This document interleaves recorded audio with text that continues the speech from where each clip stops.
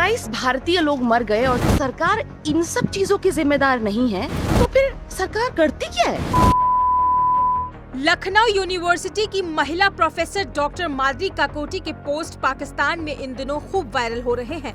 दरअसल पहलगाम हमले के बाद उन्होंने कुछ पोस्ट भारत सरकार पर सवाल उठाते हुए किए थे, जिसमें उन्होंने सोशल मीडिया पर हमले का विरोध जताने वाले लोगों के लिए भी अपशब्दों का प्रयोग किया था। पोस्ट वायरल होने के बाद बवाल बढ़ा तो छात्रों ने विरोध प्रदर्शन शुरू किया और उन्हें टुकड़े टुकड़े गैंग का मेंबर बता दिया और साथ ही अखिल भारतीय विद्यार्थी परिषद ने लखनऊ के हसनगंज थाने में उनके खिलाफ देशद्रोह समेत 7 धाराओं में मुकदमा दर्ज कराया है। इसके अलावा विवि प्रशासन की ओर से भी 5 दिनों में उनसे कारण बताओ नोटिस जारी कर जवाब मांगा गया है। दरअसल पहलगाम हमले के बाद प्रोफेसर डॉक्टर माधुरी ने एक वीडियो पोस्ट किया था जो पाकिस्तान में वायरल हो रहा था। इसके बाद छात्रों का एक गुट इनके विरोध में उतर आया। उनका कहना था कि मैडम टुकड़े टुकड़े गैंग की मेंबर है और मानसिक आतंकवाद फैला रही है। मुकदमा दर्ज होने के बाद प्रोफेसर ने इस पूरे मामले में अपनी सफाई भी दी। पोस्ट में उन्होंने कहा था कि पहलगाम में 27 लोग मर गए जो आम हिंदुस्तानी थे।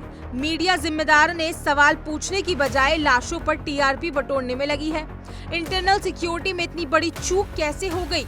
वे यही नहीं रुकी, इसके अलावा उन्होंने एक और पोस्ट किया जिसमें उन्होंने कहा था कि धर्म पूछकर लिंच करना, नौकरी से निकालना, घर ना देना और बुलडोजर चलाना भी आतंकवाद है।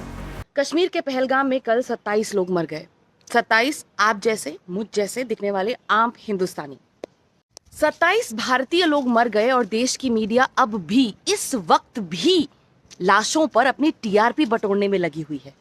उन लोगों से एक वाजिब सवाल नहीं पूछा जो इसके जिम्मेदार हैं। इंटेलिजेंस और इंटरनल सिक्योरिटी में इतनी बड़ी चूक हो गई और होम मिनिस्टर को पता तक नहीं था। अगर सरकार इन सब चीजों की जिम्मेदार नहीं है, तो फिर सरकार करती क्या है? मीडिया को छोड़ देते हैं, पर सोशल मीडिया पर कमेंट के हिसाब से अपनी नफरत की रोटी सेकते हैं। वो भी भारत पर, हिंदुस्तानियों पर हुए इस अटैक को अपनी राजनीतिक गंदी नफरती राजनीति का एजेंडा बनाने पर जुट गए हैं। अगर आपको भी ऐसा लग रहा है ना, तो मैं आपसे एक गुजारिश करना चाहूँ, नफरत के बालू में जो ये शुतुरमुर्ग की तरह अपनी गर्दन तक घुसेड़ के रखी है ना आपने, उसे बाहर निकालिए और सच्चाई को देखिए। This attack is a massive lapse in Hindustan का इंटरनल सिक्योरिटी। वो सिक्योरिटी जिसके जिम्मेदार भारत की सरकार है, अमित शाह है, डिफेंस मिनिस्टर है। वो सरकार जो पिछले 10 साल से, नॉट 10 साल, अराउंड 12 साल, पिछले 12 साल से चिल्ला चिल्ला के कह रही है देश खतरे में है, देश खतरे में है, देश खतरे में। तो तुमने खतरे को बचाने से किया सवाल पूछिए उन लोगों से जो पिछले 12 साल से कश्मीर में सब कुछ अच्छा है का हवाला दे देकर इलेक्शन जीतते हैं। हमारे देश में हमारे लोगों की एकता आज के समय से ज्यादा कमजोर कभी नहीं थी और इस बात को बिल्कुल मत भूलिए कि इसका फायदा आतंकवादी उठा रहा है। अपने अंदर के हिंदुस्तानी को और अपने अंदर के इंसान को मरने मत दीजिए। ये मत भूलिए कि आम लोगों की मौत से ना आम हिंदू खुश होता है ना आम मुसलमान। इस वक्त हमें एक दूसरे की जरूरत है। नफरत की इस राजनीति में खुद को बलि मत होने दीजिए। जो 27 लोग मर गए हैं उन्हें उनकी जी गई जिंदगियों के लिए याद कीजिए। उन्होंने जो अच्छा काम किया है अपने लाइफ में उसके लिए याद रखिए। उन्हें इस नफरत की राजनीति का हिस्सा बनकर मत रहने दीजिए। ये पोस्ट पाकिस्तान में सबसे पहले पीटीआई प्रमोशन के अकाउंट से शेयर किए गए और इसके बाद वायरल हो गए।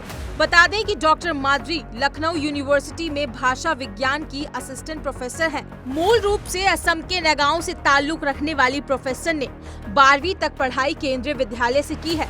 इसके बाद उन्होंने डीयू के इंद्रप्रस्थ कॉलेज से इंग्लिश लिटरेचर में बीए किया। इसके बाद वे जेएनयू में पढ़ी और वहां उन्होंने एमए इन इंटरनेशनल रिलेशंस और एमए इन लिंग्विस्टिक की पढ़ाई की। डॉक्टर माधुरी ने अपने ऊपर देशद्रोह का मुकदमा दर्ज होने के बाद सफाई दी है। उन्होंने कहा है कि मेरे वीडियो और एक्स पोस्ट में जो आतंकी शब्द है वो पाकिस्तान द्वारा प्रायोजित आतंकियों के लिए है जिन्होंने धर्म पूछकर भारतीयों की निर्मम हत्या की। इन हमलों की जितनी निंदा की जाए वो उतनी ही कम है। मुझे दुख है कि मैं अपना आशय स्पष्ट नहीं कर पाई। भाषा विज्ञान की डिग्री के बावजूद मैं अपनी भाषा को स्पष्ट नहीं कर पाई। हालांकि मैंने कभी नहीं सोचा था कि मेरे विचारों को पाकिस्तान से जोड़ा जाएगा। इससे मेरी प्रतिष्ठा को चोट पहुंची है।